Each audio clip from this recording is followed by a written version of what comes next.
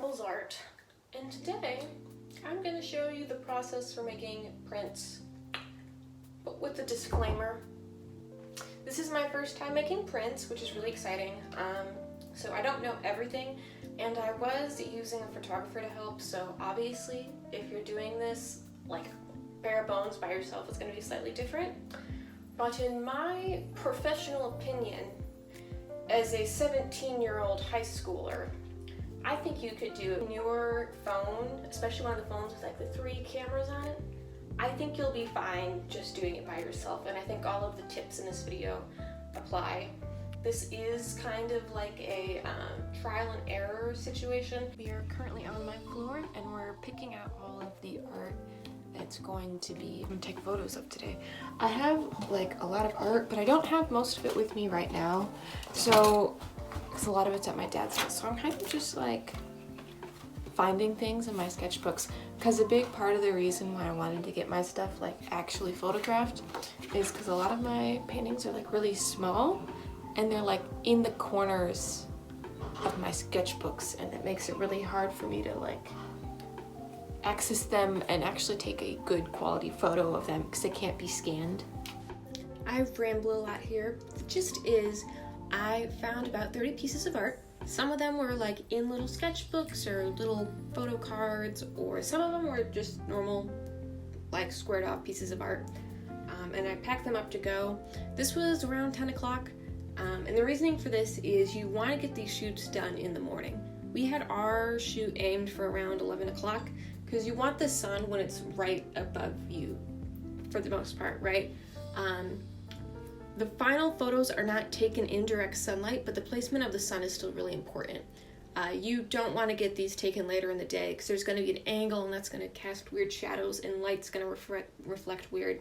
So, for example, golden hour is not the time to be taking these photos. Yeah, but we started pretty close on time. We started at almost 11 o'clock, so that's great. So the setup we have here is kind of unique. This is actually 2 halves of a ping pong table. We just put one at a 90-degree angle and then stuck the other one next to it. And then we put like a white cloth over it. There was a little bit of issue though because the cloth was wrinkly, so we figured we'd take a couple photos with the wrinkly cloth, see how it looked in the photos, and if it was really noticeable, we'd just iron it and do it over. My photographer has a bit of experience with taking photos of art for the purpose of making prints, and what she says is one of the most important things is to keep the drawing vertical, and, well, drawing or painting vertical, but also to make sure you're not in direct sunlight. You want to be outside in natural light with the sun above, but also you want to be in the shade. That's how you're going to get the most accurate colors and values in your final photograph. And is it okay for you that they're just a white? Yeah. I think a white is a nice. It's just clean and it doesn't distract from your work because your work is strong. It doesn't need anything else. Thank you.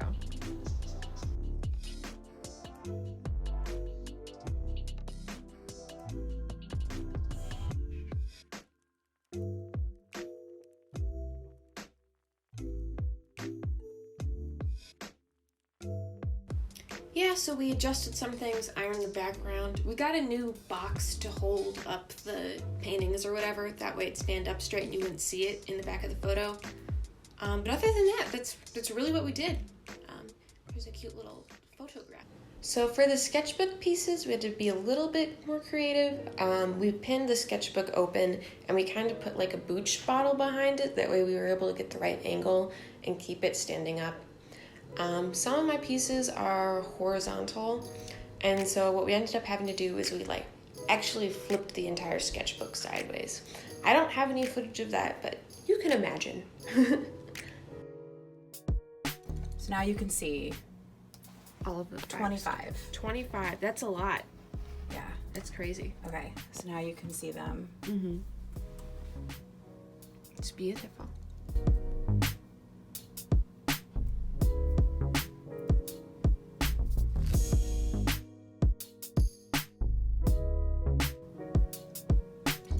Yeah, I'm I'm pretty happy with how much detail you can actually see. See.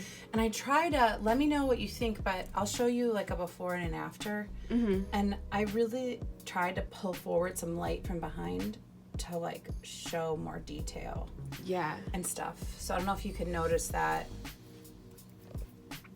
I think I can. I think it's just so much better than I could have done, honestly. Like, it looks so nice. And there are things like if you want this to be Like pure white. I mean, I can, but it's a sketch. I mean, it's up to you. I guess it depends on which ones I like choose. That'll definitely become prints. Like this one definitely is going to become one, but it doesn't really need that. No, it doesn't like have at anything. all. It's perfect the way it is.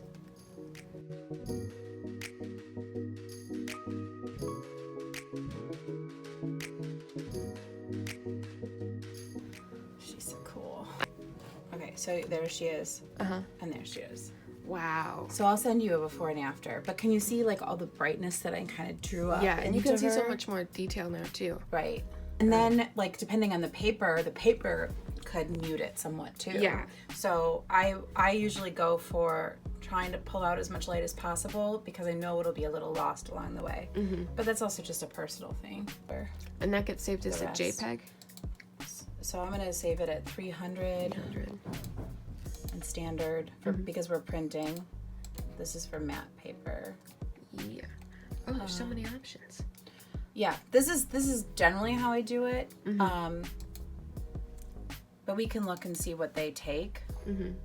They might also take TIFF. Oh, I don't know. that's kind of a weird one.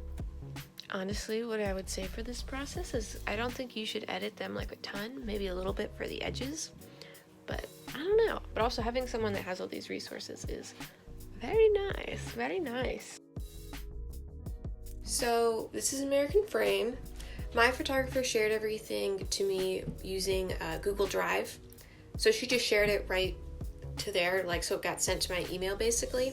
And what's nice about American Frame is it'll go right into your Google Drive for you once you log in, and you can pull right from there. She gave me 2 copies of the photos she took, one that were more high resolution for printing, and then one that was for sharing on social media. You just kind of pick your photos. It's really self-explanatory. It becomes a bit more interesting though when you actually have everything loaded. So this is not one of the photos I chose to get printed, but I'm just using it as an example for this little tutorial. I'm just gonna pick it, do whatever. On your right side, you're gonna have the high resolution version, and on the left, you're gonna have the low resolution version. It's like that every time. Don't worry about it. And what I like about this is if you choose custom size, if you put in a custom width, which I'm doing like a smaller one, just if you're experimenting, you should do a smaller one first. It'll automatically pick your other dimensions for you, so you don't have to worry about anything cropping weird. And then the fun part, there's like a million different types of paper. That's a lie. There's about 12 types of paper. For printing purposes, I would stick to like artist quality. I use the fine art paper options. There's 2 to choose from there, but obviously don't limit yourself. If you see something else on there that seems interesting, go for it. I would personally stick to matte papers for this kind of stuff and ones with high cotton contents.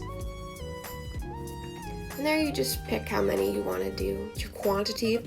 And then when you do the proceed to checkout thing, you could do that as many times as you want. That way you can buy all your prints at once. So the way American Frame works is you're kind of meant to go pick it up from the store. There's going to be an option at the bottom of the page to get them shipped to you. But honestly, when I did it, it cost $44 to $77 to get them shipped to you, whereas it was like a 25-minute drive just to go to my local American Frame and get them picked up. So I would choose that option. Plus the people at American Frame are super nice, so no reason not to, you know? I'm ready to go out. I'm actually picking up my prints today, which is very exciting.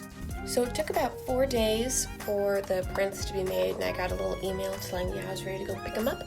And then when I was running errands anyway, I just kind of plopped in the store, as one does, and here's me being really awkward at American Frame. And then I got my prints, and I was super happy with them. They look fantastic.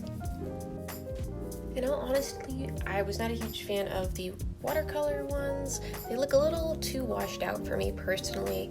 It's just they look kind of bleh next to the white. In the future, if I do get those kinds of watercolor ones, I think I'm going to have the edges be different colors and not pure white. The gouache pieces are definitely my favorite. I think it might be a mix of the colored background and the bright colors. They just look so nice. I don't know how to feel about it though, because those are the only ones I feel comfortable selling at this time, but they're both kind of paintings of Tommy in it. Anyway, thank you for watching. Any and all support is appreciated, and I will see you later. Bye!